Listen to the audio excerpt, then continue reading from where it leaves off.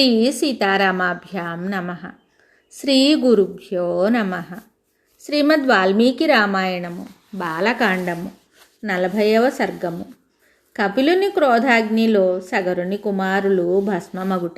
ఎల్ల ప్రాణులను హింసిస్తున్న సగరపుత్రుల బలానికి కలత చెంది దేవతలు భయభ్రాంతులయ్యారు. వారి మొరణాలకించి సృష్టికర్త అయిన బ్రహ్మదేవుడు వాళ్ళతోటి ఇలా అన్నాడు: ఈ భూమండలమంతయును సర్వశక్తిమంతుడైన ఆ శ్రీ మహావిష్ణుదేవునిది. ఆయన కపిల మహర్షిగా అవతరించి నిరంతరము ఈ భూభారాన్ని మోస్తున్నాడు. ఆయన కోపాగ్నికి ఈ సగర కుమారులు భస్మమయ్యారు.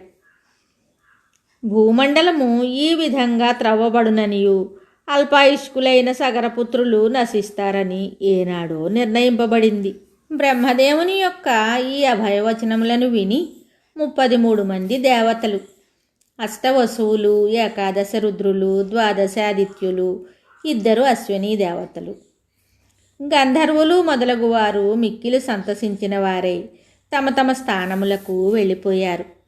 మహాబల సంపన్నులైన సగరపుత్రులు భూమిని ఇట్లు తవ్వుతూ ఉండగా వారి వినాశనమునకు సూచకముగా పిడుగుపాటు వంటి ఒక మహాధ్వని ఉద్భవించింది. వారందరూ భూమినంతయును త్రవ్వి ప్రదక్షిణం చేసి తండ్రి దగ్గరికి వెళ్ళి ఆయనతోటి ఇలా చెప్పారు: సమస్త భూమండలమును గాలించితిమి.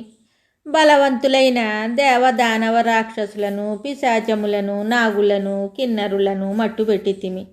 అయితే యజ్ఞాశ్వమును గాని దానిని అపహరించిన వానిని గాని కనుగొనలేకపోయితిమి. బాగుగా ఆలోచించి మా కర్తవ్యమును తెలపండి, మీకు పుణ్యం ఉంటుంది. ఓ రఘునందన, సగర మహారాజు తన పుత్రుల మాటలను విని వారు రిక్తహస్తములతో వచ్చినందులకు కోపించిన వాడై ఇలా అన్నాడు: మరలా భూమిని త్రవ్వండి, మీకు శుభమగుగాక. ఈ భూమండలమును భేదించి అశ్వమును దానిని అపహరించిన వానిని పట్టుకుని కృతార్థులై తిరిగిరండి. మహాత్ముడైన సగరుని మాటలను విని అతని 60,000 మంది పుత్రులు పాతాళలోకానికి పరుగులు తీశారు. అలా తవ్వుచూ వారు భూతలాన్ని మోస్తూ ఉన్న పర్వత ప్రమాణములోనున్న విరూపాక్షము అను పేరుగల దిగ్గజాన్ని చూశారు. ఓ రఘునందన, పర్వతములతో వనములతో విలసిల్లుచున్న సమస్త భూభారమును విరూపాక్షము అను ఆ మహాగజము తన శిరస్సుపై మోస్తూ ఉంది.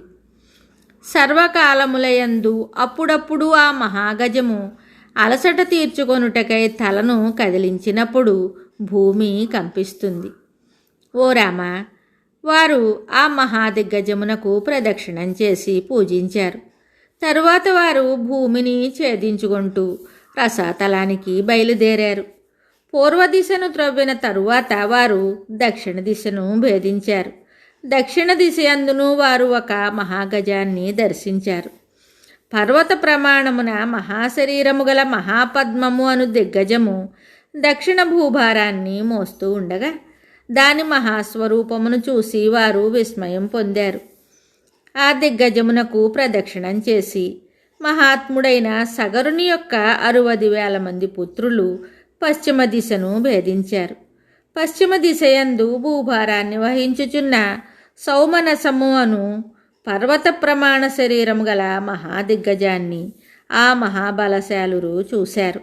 ఆ సౌమనస మహాగజమునకును ప్రదక్షిణము చేసి కుశలమడిగి భూమిని త్రవ్వుచు ఉత్తర దిశకు చేరారు. ఓ రఘురామ, ఉత్తర దిశయందు మంచు వలె తెల్లనైన భద్రము అను పేరుగల దిగ్గజము తన బలమైన శరీరముతో ఈ భూభారాన్ని మోస్తూ ఉండగా వారు దానిని చూశారు. ఆ 60,000 మంది రాజకుమారులు దానిని స్పృశించి ప్రదక్షిణమాచరించి భూమిని తవ్వారు. తరువాత ఆ సగర కుమారులు ప్రసిద్ధమైన ఈశాన్య దిశకు పయనించి రోషావేశములతో భూమిని త్రవ్వారు. మిక్కిలి వేగగమనులు, మహాబలశాలురు, మహాకాయులు అయిన ఆ రాకుమారులు సనాతనుడును మహావిష్ణువు యొక్క అవతారము అయిన కపిల మహర్షిని చూశారు. ఓ రఘునందన, మహాత్ముడైన కపిలుని సమీపమున తిరుగుతున్న గుర్రాన్ని చూసి ఆ రాకుమారులందరూ ఎంతో సంతోషించారు. ఆ కపిలుడే యజ్ఞాశ్వాన్ని అపహరించి ఉంటాడని భావించారు. కోపంతోటి గుడ్లురుముతూ గడ్డపారలను, నాగళ్లను, వివిధ వృక్షాలని, శిలల్ని పట్టుకుని ఆగుము ఆగుము అని పలుకుతూ క్రోధావేశములతో ఆ కపిలుని మీదికి పరుగులు తీశారు. ఓ దుర్మార్గుడా, ఇది మా యజ్ఞాశ్వము. దీనిని నీవే అపహరించి తెచ్చితివి. ఇక్కడికి వచ్చిన మేమందరమును సగరపుత్రులమని ఎరుగుము అని పలికారు. ఓ రఘురామ, వారి దురుసు మాటలను విని కపిలుడు అప్పుడు మహారోషావేశముతో హుంకరించెను.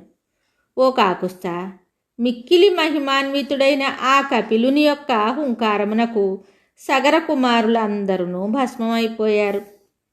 వాల్మీకి మహర్షి విరచితమై ఆది కావ్యమైన శ్రీమద్ రామాయణమునందలి బాలకాండమునందు 40వ సర్గము సంపూర్ణం. శుభం.